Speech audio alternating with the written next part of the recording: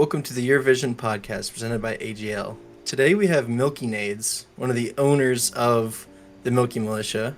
Not the Milky Militia, but the Milky Militia. So how are you doing today? How are you feeling? I'm doing great. How are you guys doing? I'm doing well myself. Well. Love to hear it. I broke 3 golf clubs today, so I'm feeling great. That sounds How'd you break rough. 3 golf clubs? It's a story for another time. Story for another time. No, that's being told today. We're definitely hearing that one later on. Oh man, that should be the opening. 3 is insane. I think I broke 2 in my life. And they were on I've accident. been golfing once, and I've only never broken one because I'm cool. I have to stay safe with my clubs. It happened. So as usual, we have above me MoldyBanana from Team Divinity. Over here, VexyLad, One Up Gaming, myself, Meistyr from Unleashed, and again, just to introduce him for a second time, Milkynades from the Milky Militia. Not So- militia. Yeah. So AGL Spring Circuit, Milkmen champions. How are you feeling? It was good. It was a fun run. We went undefeated. I don't remember exactly what the record was, but we went undefeated. The playoffs, we had a tougher run in the playoffs, though. I think we faced one team that we almost lost to. I'm pretty sure we went to Game 7 in the semifinals. I am blanking on who Valhalla it was. Death Wish? Was it Valhalla Death It Wish? was Valhalla? Okay, I wouldn't be surprised if it was Valhalla or Donut Dudes, because I feel like we run into one of those teams all the time, so... Yeah, but up until then, it was pretty good. That series was a little scary, and then the championship was great. I'm pretty sure we swept in the championship, so it was good. It was a fun season. It was our best season by far, obviously. But we're looking forward to the playoffs this year. Yeah, for sure. For sure. Excited for that. So to get started... Hoping we make it. Get started. So- Let's talk about the golf clubs. No, but to get started, so just to go back a little bit, how did you initially become involved in esports? And I know you do play, but if you wanted to talk about that as well, but what kind of led you to starting a team and an organization and kind of building that up? So I've played for a while. I've gamed my whole life, and I've always played Call of Duty. I was super competitive in Call of Duty, and then I think I started streaming on Twitch in like 2017 or 2018, and then from there I was competing in Fortnite. I went to one Fortnite LAN, not like a big skirmish or anything, but one like local LAN. From there I started competing in Call of Duty again, and then I went to Warzone. Warzone I had a lot of fun in and had like good success in Warzone. And then I got into the Rocket League community like right before the pandemic, and then of course during the pandemic when Epic Games took them over, it's like Rocket League had like a little bit of a rebirth. So I got into the game kind of like not kind of late, but really late, like a lot of other people did. So my passion for Rocket League is still like really high, and I'm not like, it's not dry to me. I think it's still really fresh, where I see a lot of other people in the community that are kind of like getting tired of the same exact game, yada yada, but I love it. It's fresh to me. I think the esports community here is way better than any other esports community I've ever been in, whether that be like people on my team or the people that we're playing against. I've enjoyed my time in Rocket League way more than any other esport for sure.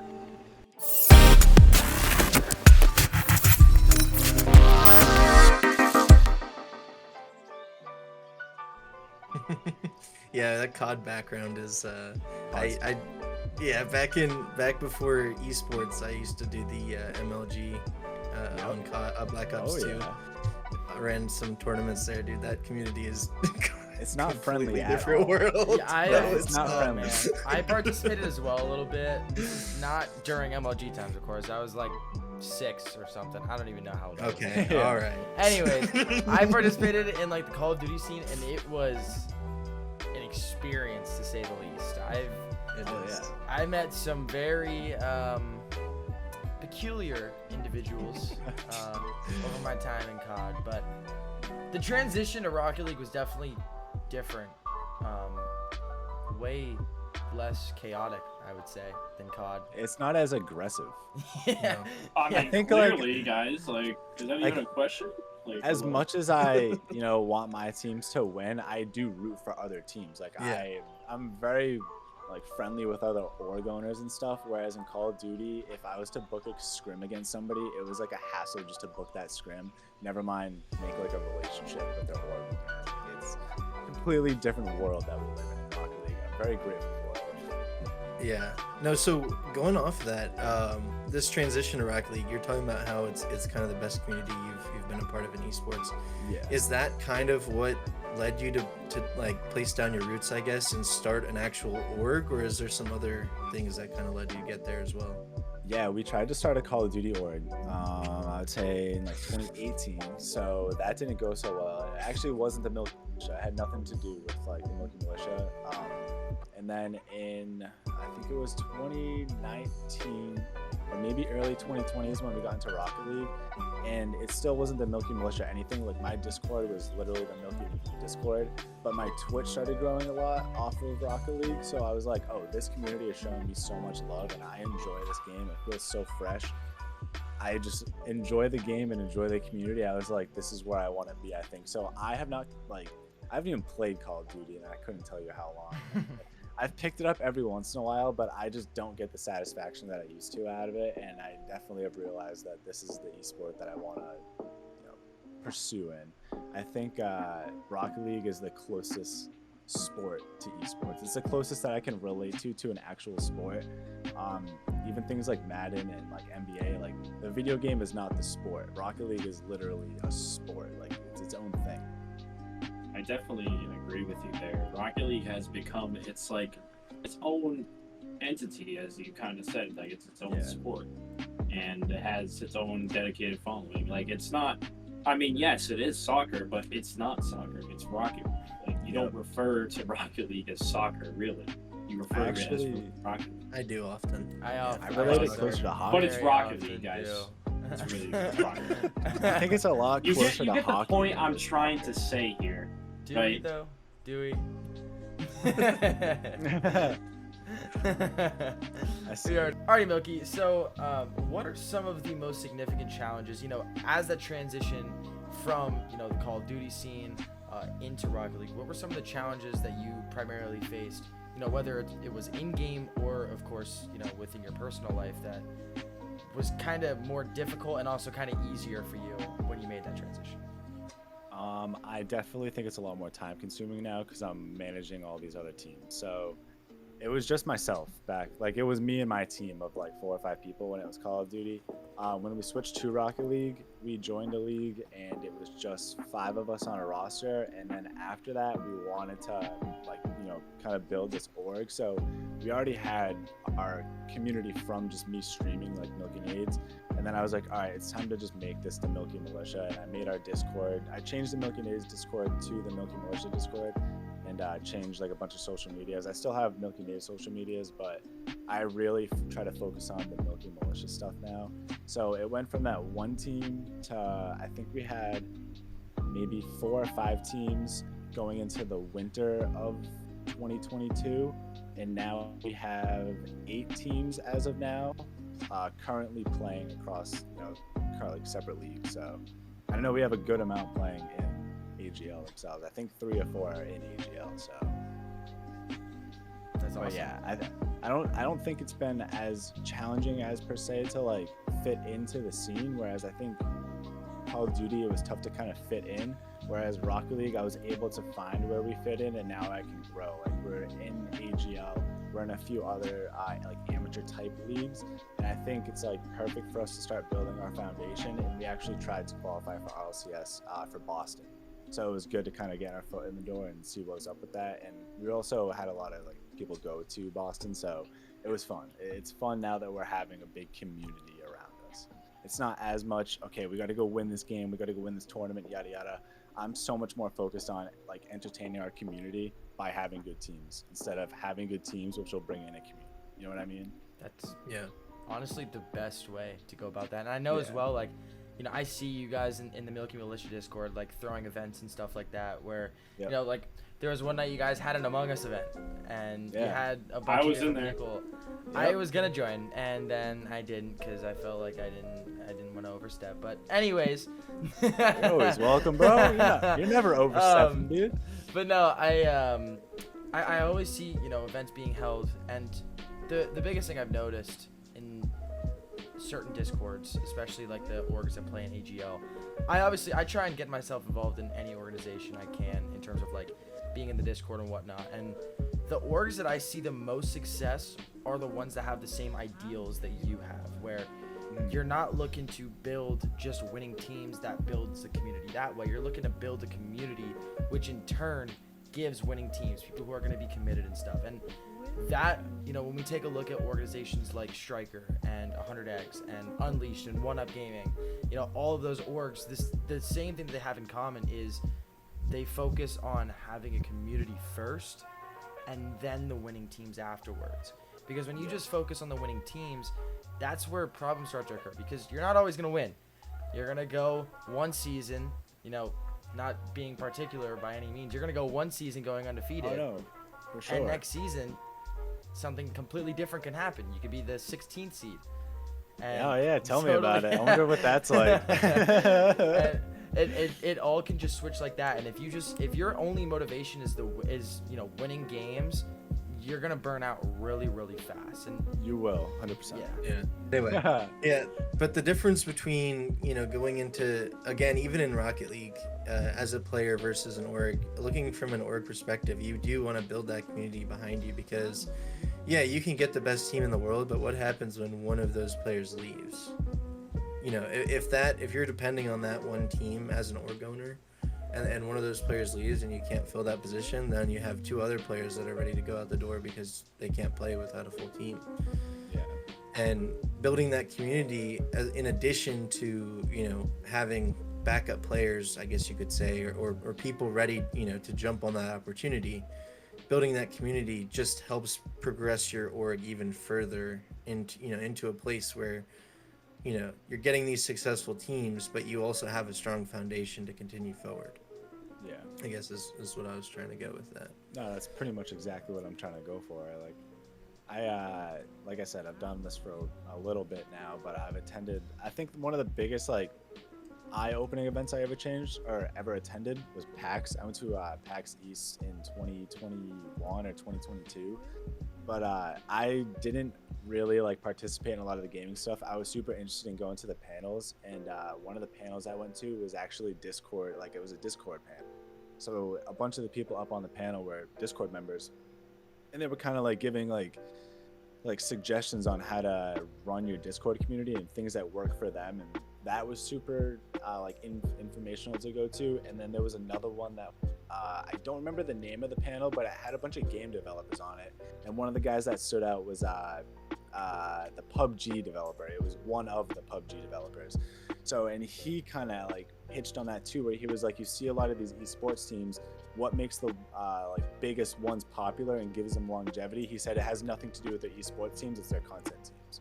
So I was like, oh yeah, it's grabbing that like emotional or relationship connection with your audience and bringing them in.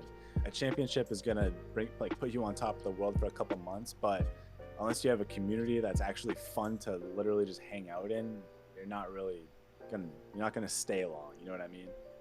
Yeah, and that's something we're even seeing with like FaZe Clan right now. Dude. They went the complete wrong direction with that org. Instead of trying to build a following and continue, like, even when they started going all the way back to Modern Warfare, the quickscope competitions. I love FaZe from those days, dude. Yeah, their whole thing was their community and their following on those competitions, and now they're pushing so much to be a lifestyle, and like they're pushing influencers for, like, I love Snoop Dogg, but why is Snoop Dogg a content creator for FaZe? Like, that's just not a good business. I didn't even know that was actually true. Okay, to be that's fair, like old. That's like old news. To be fair, Snoop Dogg was like cracked at Warzone. Like, absolutely. I thought those clips were like fake, where they would just edit his I thought that was face. fake, too. I think a lot of them are, but I think A lot of them are, but he was actually like genuinely good at Warzone. Wow. I was a huge FaZe fan. FaZe, that's who I root for when I watch Rocket League. And then after they fired the coach, oh my god, I'm blanking on his name now. Roldez. Roldez. When they fired Roldez, I was like, I'm out, dude. I'm out. Lay it up. Did you see all the way? Did you see his tweet right after they got stomped on? He's like, Roldez. Oh yeah. Roldez was like, Hoxer's got my back. I watched his live that day of the weekend of RLCS. It was very sad. It was sad to see him turn on the team, but the team turned on him. So they did, yeah. But going back to it, they jumped on that lifestyle brand opportunity and they did pushed their content so much to the point where they lost their community. Yeah. Without a community, well, I mean, obviously in their scenario, they need the income. For us, it's a little different, but they lost their community and they didn't have their driving motivator. For us, the activity of the community is our driving motivator. For them, it's the income from their community. It's just a little bit different, but it hammers in what you were hearing there at PAX, and we're just watching it happen live, unfortunately. Yeah, I was a huge FaZe fan, so I always saw Optic as kind of like a rival team. But nowadays, I kind of like what Optic's doing more than I like what FaZe is doing. I'd be watching the Optic podcast, man. Those guys are dope. Not to shout out another podcast, but you see what I'm saying? It ties in. Like, these guys know what they're doing. Like, they're curating to their community, where FaZe is kind of just like trying to, I don't know, bring like fame towards their direction to like make them seem relevant, and it's not. It's not what esports is about. It's not. Which is crazy because they are already such a big, well-known brand. Yeah. And they just pushed everyone away. Like the top 3 esports brands easily. At least top 5. The marble fade in CS:GO on the knives is because of FaZe Clan. Like that really? marble fade is FaZe Clan. Yes. I didn't know that. Call of Duty quick scoping became the thing. FaZe Clan. Like, FaZe Clan is the reason Call of Duty is what it is today. Oh, yeah, absolutely. I agree. That's what got me watching Call of Duty on YouTube. That's what started my whole watching gamers game. Yeah, they had this momentum falling, and they just pushed their community away. Oh, dude, FaZe Jev Rage. I don't know if you've listened to him rage in Modern Warfare. No, they're so good. Funny. They're so funny. But going to the whole community aspect, Milky, what are some of the aspects or like community events that you guys try and hold in the Milky Militia that really separate you guys from other organizations? Yeah. I think starting out, we hosted a lot of tournaments. So before we were even into League, we were hosting 2v2 tournaments every single Friday. We did that for like 6 or 7 months.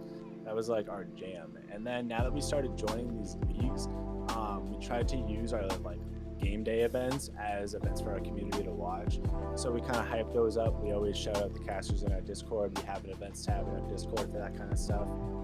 We have community game nights, so something that we've been trying to implement a few times a month is a community game night where MrsNades, actually, my girlfriend, will host like a game night on Discord. Last week they played Among Us. I'm pretty sure they also play a bunch of different Jackbox games too, so things along that. So it's super fun. It gets a bunch of people involved. It doesn't matter what game you play. Anybody can play Among Us or anybody can play Jackbox games. So it's just that's good to bring the community in and get them get the esports players involved too. So I think that's cool. We do in-house stuff all the time for Rocket League. We're always playing with anybody. Like I'll put messages in our Rocket League chat and just be like, "Hey, Rocket League, who wants to come play?" We'll just have 3v3s going for a few hours, a couple nights a week, things like that. We're always trying to make sure that there's something going on a couple times a week for people to come play. Like we try to just keep it active, you know. That's the best thing you can do. But you mentioned obviously your girlfriend being part of your community and whatnot. Yeah. How does that help you in terms of the time you spend on your organization and whatnot? Like, what is that like for you? It's awesome. She has actually been like the biggest help. I think I'm blessed because a lot of people's girlfriends complain about how much their boyfriends play. She helps so much. She's huge into Valorant, so literally she's playing Valorant most nights with a group of people. She also kind of holds it down with Minecraft. Like her and Cinco do well holding it down with Minecraft. I can shout out all my mods too, like Candy, Depressed Salad, Cinco, Tony, those guys, Mikey. You guys are all great. Like they hold down our casual gaming community, where I think people like me and Cinco specifically, Lit Night as well, like we hold down the esports competitive side of things. So to have that barrier where hey, you can come out, play casually with MrsNades, Depressed Salad, all of them, Tony, go hang out with them, play some Sims, play some Minecraft, play some Valorant, play some Among Us. They've even been getting into CSGO lately. So like they like competitive games. They're just more of a casual community, whereas you can come hang out on the esports side, and we're a little bit more competitive. We'll get you into a league if you're that interested, or you can just come play some scrims with us and see what it's like playing with the guys that play at a little bit higher of a level. I like to say that playing in these leagues is a little bit higher of a level than playing in ranked. I truly feel like that is true. Definitely. I think that the biggest reason for that is because you have these teams that, you know, when you play in just comp, you can run into a group of individuals that are just playing just to play. Whereas when you're playing in a league, you have people who are working towards winning a championship, and that's where everything is different. Like, I think a really good example of that is, you know, when we see, like last season, Striker Accelerate, that was the team that you guys faced in the finals. They were the 15th seed going into playoffs. And I didn't even know that. That's crazy. They went from the 15th seed all the way down and made it to the championship. And that's just another example of, you know, we have this competitive nature where once you go into like these leagues and whatnot, now your perspective on Rocket League and everything else is completely changed. Now, like, you're working towards something, you're playing with these individuals non-stop, and, you know, the first few weeks, it's a lot different than competitive Rocket League, you know, just playing comp. And I think that's partially why, you know, we see certain teams who will start off the season, you know, their first season in the league, they'll start off the season kind of rough, maybe winning or losing the first 2, maybe even 3 weeks, and then, you know, playoffs roll around, they barely make it to playoffs, and now the end of the circuit, they're like, okay, we're used to this now. This is the competitive nature of these leagues, and now they're blowing through teams. They're making it to the championship, and the 15th seed now turns into the 2nd seed in 4 weeks. That's crazy. I didn't know that. Yeah. Nice for Accelerate. I love Strikers, so. That was the craziest thing. was, and we even talked about it when I believe Outlaw was on the podcast as well, is, you know, the determination of the players is what separates just regular competitive Rocket League and league play and tournament play. Even, you know, even some of these tournaments that we see, you know, shout out to ATS, and I know Projay is starting his own tournament things up, you know, shout out to them, of course. Those tournaments as well are they're the exact same thing. You know, we saw teams like Team Depot as well participating in tournaments. You know, one of our partners, You're Throwing.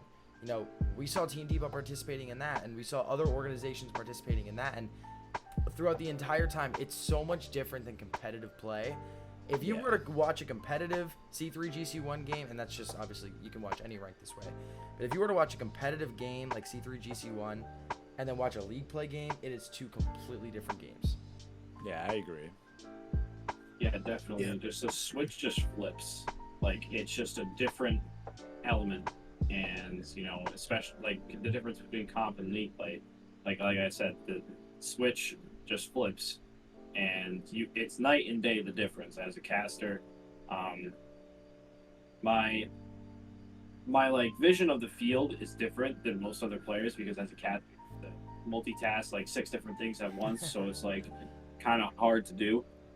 But you get used to it after a while. But I can, like, when I see the game in comp versus when I see the game spectating from the skybox, 2 different games. Like, from my Diamond 3 C1 C2 lobbies to C1 Diamond 3 C2 lobbies in league play, night and day the difference. Competitiveness, fire, everything you think of that would have an effect on the game just goes way up. And another really good example of this was the Rosetta Esports team from the Winter and Spring Circuit. I will never forget. That was the not the weirdest team. They're all 3 of them are incredible individuals. Vodic, Ann, and Ozzy. You know, they're Milk Boys now. Yes, they are. But it is just so weird to me. They didn't play ranked much at all, but they had crazy mechanical abilities. And it was just super weird because I've never seen something like that happen before. But once again, it shows you that difference between league play and competitive play. Yeah. I think the main point of that is you're always playing against a team that is always playing together. Yeah. If you go into comp, not guaranteed that you're playing against a team of 3. You're most likely playing against 3 randoms. Even if you go into 6-mans, there's a good chance that you end up playing with 1 or 2 randoms. Like, being in a league is where you're always gonna face off against a team that is prepared to play. Like, especially at these higher levels where everybody's got strats now. Yeah. That's something that was huge getting into, I think, from C1 to C2 and then making this jump into C3 to GC1, is we learned that we had to lay down some stricter strats for sure. And Kickoff strats and just where we want to position ourselves. I will say as well, that was something that so with the way that I started, I know I went over this before, but in previous episodes, but pretty much I started 2016. I didn't go competitively until 2018. And then pandemic hit, all I did was train. I didn't play any comp or anything. And then 2021 went around, and that's when I really started to get back into it again. And that's when I ended up peaking into, or I guess it was 2022 is when I peaked into GC1. But when I played from 2016 to 2020, there weren't necessarily as many strats. I feel like a lot more strats came out come pandemic time. That's where you started to see like cheating on kickoffs, and like there were just more high level strats because everybody was trying to come up with different strategies because there was nothing else to do. There was literally nothing else to do. So people would just spend hours thinking, okay, how can we change the game here? And they did. And when I started playing again in 2021, I would hop into a rank game and I'd be like, what is happening right now? Like, this is completely different than what I remember in 2018 and 2019. What is this change? I like saying that I took the fast track on Rocket League because I started playing Rocket League, like I said, it was either 2019 or 2020, beginning of one of those 2 years. And I think it was 2019. But the friends that I started playing with, I was ranked higher than them within like 6 months.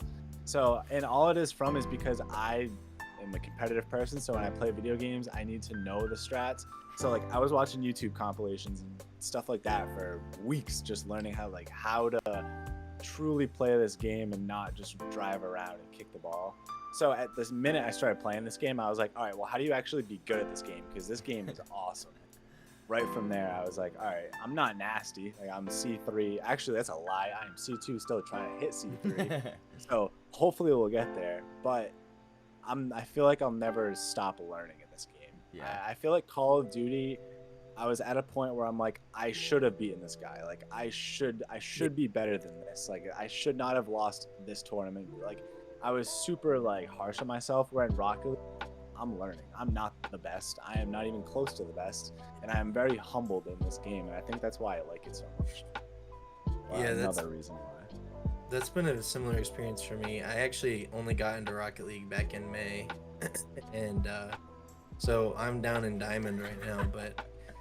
But I mean, you'll be up in champ soon. A couple months to get to Diamond though is, I gotta say, Okay. I don't see many people doing that. I have to say though, if you started playing Rocket League later, you have so many more advantages. For example, Bacchus mod. Yeah.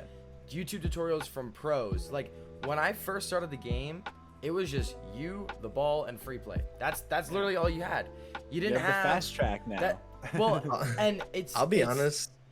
to the point I don't now. like. I'll be honest. Bacchus mod, the most I use that for is just to have the Unleashed decal on. I don't really know what else to Honestly, do with it. same I here. love I use Bacchus, the that's OUG right. decal, and then I use it for casting, and then Yeah, casting. I'll say the and biggest. MMR if I want to check the MMR. That's it. Yeah, the biggest thing that's helped me honestly is just playing with all the people in my org, because I mean most of my teams, you know, our main roster is GC2, GC3. Most of our teams are C3, GC1, and just my entire time playing this game has been comprised of ones ranked, which is miserable. I don't recommend it for anybody, and getting beaten around in custom matches by high champ GCs.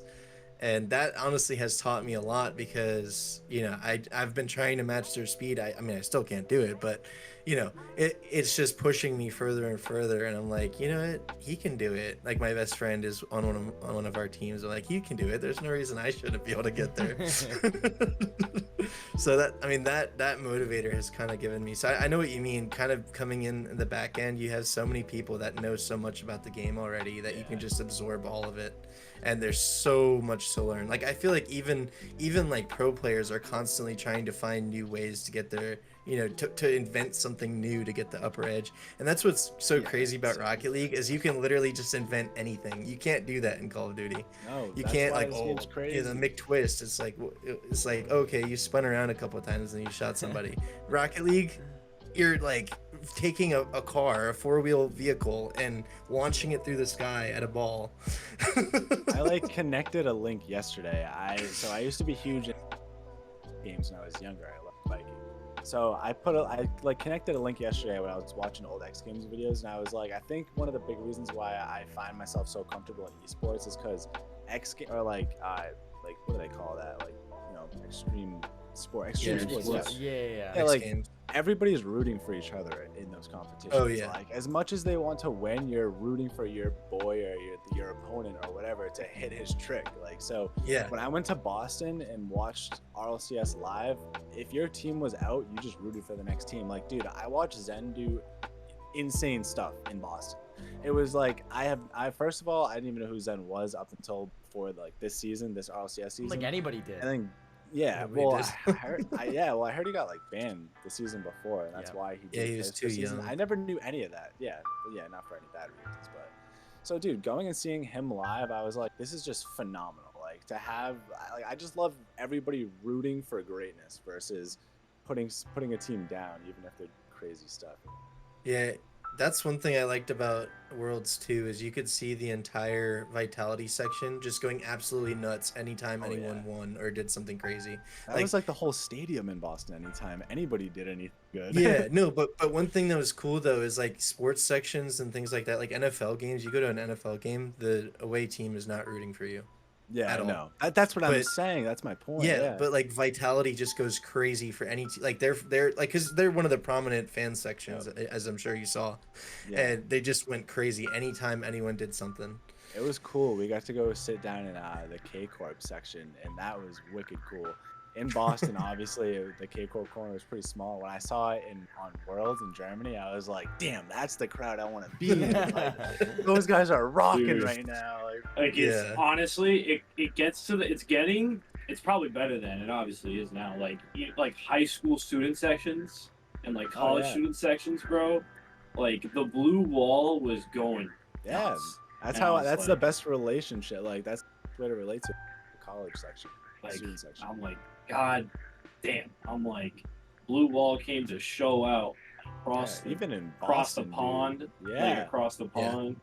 And like, I know me and you, Milky, we're native to the Boston area, and we don't see that very often around here. Nope. Passionate away fan bases, you know. They don't like coming here. They do not like coming to the harbor and the Harvard Yacht. You know what I'm saying? They don't know. They're French. They didn't know better. They didn't know any better. They just know how to hit the we ball accepted in them, the though. sky, and you know. I was having a lot of fun down in the K corner, so it was great. And when they brought out the American flag, then and his squad, that was crazy.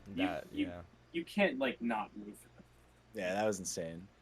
I think a lot of people were rooting for BDS to win that until that whole thing happened, and Vitality stole the crowd, guys. Like it was crazy. Oh my God, why can't I not think of his name? I can't remember his name, you guys are gonna know who I'm talking about. The one who took the mic between like when they went to the locker room. Who was it? Farrah, their coach. Yeah.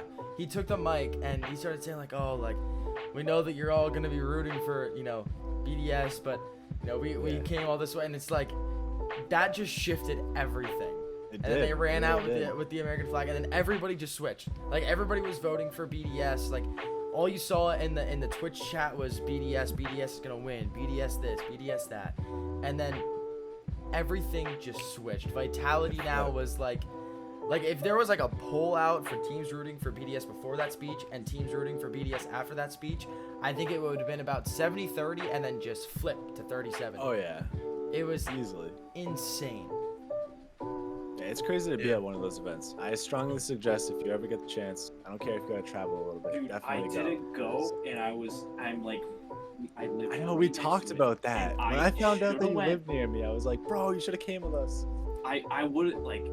If I knew you were next to me, I actually would have went with you because I was free that weekend and I was doing nothing. I was at my mom's house where I am right now, and I was literally sitting here probably doing some one-up gaming stuff or casting, and I could have went to Worlds or not. Yeah, we had a great time. I will be definitely attending the next major that is on the East Coast.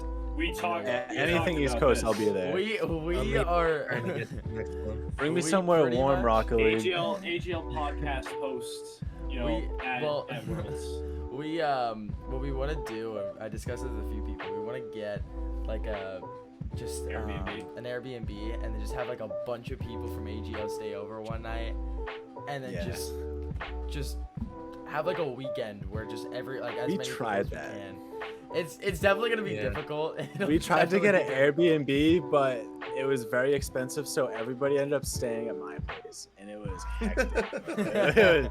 We had a lot of people here, and I got a third floor apartment, so it was tight quarters, but it was so fun. Like, everybody had a great time. I don't regret a single second of it. Dude, Yeah. I regret not going. Yeah. Like, all right, if the next one is in like New York or something, you best believe you're finding me and Moldy right in front of the stage taking a W flick on the Twitter. Telling you right now. Yeah, It was cool. We were like, go to the next one too. we were right in the like section 13, so like when the camera like pointed to the crowd, like we were always right in the middle, and we all had white t-shirts along the very top, so you could always see us. You could see the whole white across the top. But definitely the That's next awesome. Worlds that are on the East Coast, Major. I'm making a giant, or what, next Worlds major, whatever. Any I'm invitation? making a giant group chat with everybody that I know from this community, and we're all gonna meet up and have like probably the dopest collaboration of all time. Oh, I'm For us. down. It was crazy to me. Like, I met Thrifty at RLCS. It was actually so funny. I gave Thrifty some shade on accident. I didn't even know. We were giving out t-shirts at RLCS, and I had a bunch, and I was in line, and we all took a picture in line, like saying that I was giving away to come find me. So Thrifty said hi to me, but I didn't know who he was. But he didn't like come up to me. He just kind of Oh said yeah, hi just to a me. fan, just a fan. Well, I was Fan, just like, Thrifty? he said like Milky Militia, and I was like, yeah, and he was like, word, and it wasn't like, he didn't Dude, ask for a that shirt or is- nothing. That is such a Thrifty interaction if I've ever heard one. Like, that is exactly how I would picture that going. He messaged me and he was like, dude, why didn't I get a t-shirt? And I was like, what are you talking about? And he was like, that was me in line. And I'm like, oh, my bad. So I think day 2 I brought him a t-shirt. I made sure to grab him a t-shirt, and I went and met up with him. Oh But it was so God. cool to see a lot of people for the first time. Like, Cinco flew out, Salad flew out. Like, it was crazy Dang. to see all these guys, and then to see all these like other guys that we face off against so much, like dudes that I scrim weekly. I'm like, oh, this is crazy. I finally get to see you in person. Like, yeah, it was a Yeah. crazy experience. You don't get that too often.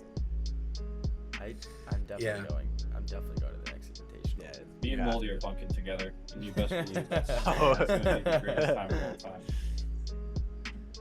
time. Man. So bringing things back to the AGL, our little RLCS away from RLCS. So I mean, winning Spring Circuit though, that's a remarkable achievement. Out of, I think, like at least 30 teams were in your circuit, and you coming out on top of that. I mean, first of all, what was going through your head? I mean, going into the match and coming out of it just super fast. Tell me, what were you thinking? We were confident going into it. We obviously we were riding momentum for the whole season. We didn't let it get to our heads. Like, we weren't like out here calling shots, but we definitely were riding momentum. We knew our play style and we knew exactly what was working, so we just drove it home. We were really not worried about it. The semifinals matchup definitely gave us a scare. The semifinals was scarier than the championship, to be honest. But Kind of sounds like Worlds this year. but like, it's the championship, so you never know. You know what I mean? Yeah. We just have played Striker in the past, so we knew what we were getting into. I really don't think we played that semifinals team. If it was Valhalla, there's like a 90% chance it was Valhalla, but I don't think we played that team leading up to that game, so we didn't really know what to expect, and they definitely ran us for our money. It was a 4-3 series, so Yeah. good series. But taking home the championship was cool. It gave us a lot of like confidence going into next season. It also gave us a lot of confidence as an org just to build upon that. That was our second championship as an org, so it was nice to now have multiple under our belt and be able to kind of showcase that as we're trying to recruit people, just build our brand. For sure, for sure. But though I guess this is kind of more on the player side of things. You were talking Yeah. about you kind of knew what you were doing on the field. I guess if you want to share, what were some of those, like, you don't have to go into like, oh yeah, we use this strategy, but like Yeah. what, I guess, overall factors, kind of like, just did you focus on communication, team, like was there any specific facet? Definitely communication. Cinco is hard. Me and Kat get quiet sometimes, and I will absolutely admit to that. And Cinco definitely makes sure that we're speaking, and it's good that he does because we need to. My job was to get the ball out of my range. So if the ball was near me, get it away from me. I wanted it in Cinco's hand, Kat's hands. I did not care about scoring. I knew chances are if I hit the ball towards the net, we're going to pick it up. So that was my big strategy. I know Kat likes to play really passive too, and Cinco's a good sharpshooter from the outside. So that was a great strategy for us last season. This season, it hasn't been as strong. Defenses are just a lot better. So we've had to change things up a little bit, but I think we're still finding success. We definitely need on it. The success this season that we did last season, but we're doing well. So we're trying to ride off the last season, and just keep going. And I want to kind of counter off of that. So one of the things that you said, so obviously last season you were in the C1 C2 division, and then this season you're in the C3 GC1 division. What are some of the biggest differences you see from the C1 C2 division and the C3 GC1 division? Yeah, not as many mistakes. Like, we all make mistakes. It's Rocket League. It's very, very hard to be perfect, and I think that's what makes pros so good is they are almost perfect. Like, these guys are nasty. So a little less mistakes. Defense is a lot better. I think people definitely work the backboard a lot more in this division, which has been tough for us because I really like to waterfall down. I think that was like a easy money shot for us last season, and it's not so much this season. Striking's a little bit better, but I think defense is it's been the biggest difference, at least. Yeah. And one other question. So Rocket League is a very mental game. Like, you can go and you can go down 4-0 with 3 minutes left in a game, and then you can win that game 5-4. It's a huge mental game, and I always say this in every single stream. It's a game of runs. It's always going to be mental. What are some of the mental challenges, both in maybe even your personal life and, you know, in the game itself and running your organization, that you faced through esports, and how did you overcome that? I think, especially this season, a lot that's changed is like time. Time is very hard. My last job that I stopped working at about a year ago, I was working from 11 a.m. so in the morning to like 9 or 10 p.m. So I didn't have a lot of time during the day. So I was streaming back when I was streaming hardcore, I was streaming like 10 o'clock p.m. to like 4 in the morning, and then I go to bed and wake up, go to work, and do the exact same thing. Like, that was my life for like 2 years. I think now it's a little bit different. I'm like more org focused, and I'm more focused on my brand. So my time from being a player has shifted. I don't get to practice as much as I used to. I'm a lot more focused on trying to get things up on our social medias, make sure our other teams are in good shape, make sure that we're getting our events out to our community, things like that. I think definitely time management is tough. I work a new job now that's just a 9 to 5, so I have a lot of time in the afternoon. It's been a lot easier for me that way, but time management's tough. I wish I had an extra like 5 hours just to do more. Yeah, I feel that 100% on the extra 5 hours. Yeah, I mean, I'd take an extra 12 if I could, but extra 5 would be great. Give me extra 5 to work and an extra 6 to sleep. Yeah, I agree. That'd be perfect. That's all I need. Yeah, as I grow older, there's definitely not enough time in the day. No. It was true. No, It is there's so not. true. Yeah. Well, So to close out, I guess, just to bring it all full circle, I mean, coming into Rocket League, it's kind of funny. Episode 1, Outlaw and I were talking about this.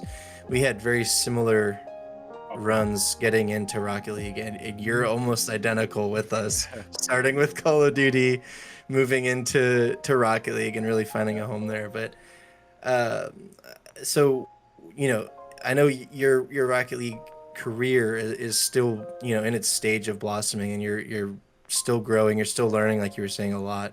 so far, I guess, what is your most memorable moment in a match, or maybe you were hitting some sick clips or something, but what is something that really sticks out to you so far in your Rocket League career? It's always the bad ones, to be honest. I I played baseball and I was a pitcher, and I still feel like my most memorable moments were like I have two like moments in baseball that I lost. That was like the two things that always stick out to me the most. Uh, Winning AGL championship is easily one of them because that was the first championship that I won as a star field. So nothing's gonna be better than that. Obviously, winning my first championship is like it. The second one would probably be getting everybody to come out. Like when we had everybody here for RLCS and everybody was in person together, like that was like mind blowing to me. I really did not think that 4 years ago. I didn't think we'd have the Milky Militia, and when Militia started, I did not think we would have people flying out from the West Coast to come hang out with us on a weekend and go to an esports event. Like that was not anything that I thought was going to happen in the near future. So I'm really glad that we have the community.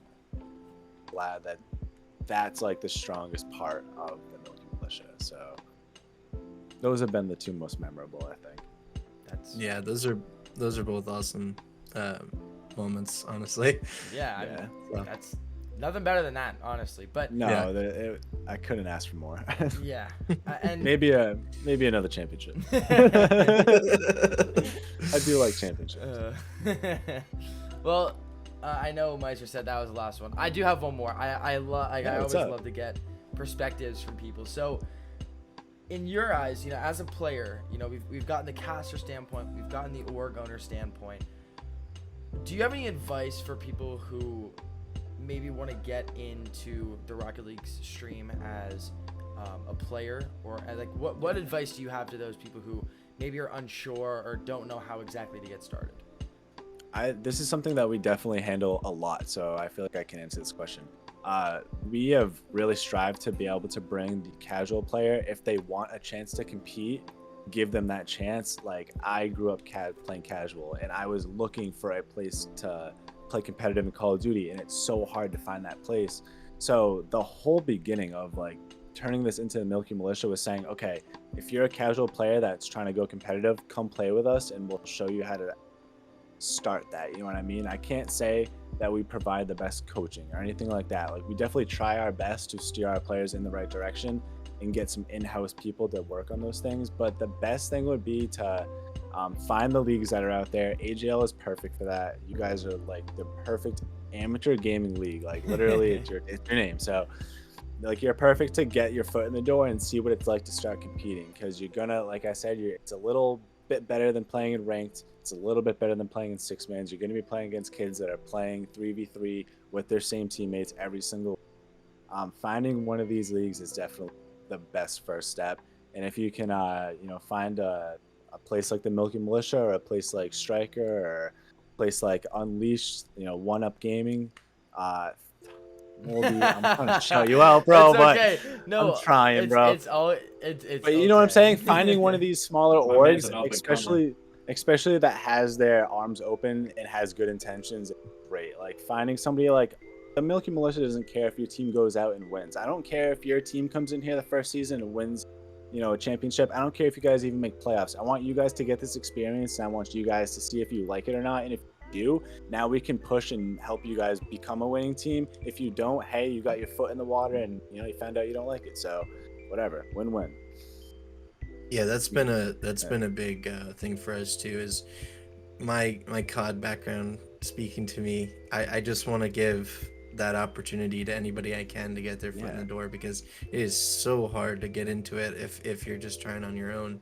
And I really like how all these smaller orgs have popped up and gotten a part of leagues and things like that, and just giving the gateway for anybody who wants to get into it. Yeah, definitely. And I think that's the basis of what amateur gaming league values are. It's giving people a place to play. Want to be competitive. If they are a casual player, they're looking for that competitive scene, this is a perfect place to start. And I think that's one of the core values that we hold here, and I think it's always going to be with us from the time we started until the time that it either ends or for an eternity. You know, so Or until I end. Forever. Or until I until end. Moldy ends. or until he retires. Let's just keep it. Let's just keep it in a happy ending here. Like instead of Humpty Dumpty fell off the wall, he stayed on the wall and had a great life. Difference right there. So, yeah, but giving people a place to play is always very important. And we talked about the struggles with how to get into COD and stuff like that. But Rocket League just doesn't have that problem because of servers like this, because of the Milky Militias of the world, because of the amateur gaming leagues of the world. I would shout out all different types of leagues, but we don't have a lot of time to do that. And, it's just a value that is going to stick with this community for a long time. And I think that's why Rocket League, as I always say, and now I found out Milkynades has said, that it's built upon giving the casual player a place to play competitively. And that's why Rocket League is the greatest esports by all time, of all time. And hands down, of all time. And yeah, that's all I have to say. But that's it from us, people. Well, Milky, I want to thank you, of course, for coming on to the podcast. It was a pleasure having you on with us here at the Eurovision podcast. But do you have any final shout-outs, anything like that you want to say to the people, anything like that? Thank you guys for having us. Please watch the playoffs. I know you guys put on a good production for that, so definitely go check that out. Follow us on social media at Militia. Other than that, I love you guys. Thank you very much, and have a great night. Mr. Mindtime will be making an appearance on playoffs. All right, everybody. Well, that's going to wrap it up for this episode of the Eurovision podcast. This is episode 3 now. But thank you all so much for tuning in. As always, stay safe, stay healthy, stay positive. We will see you in the next episode. Peace.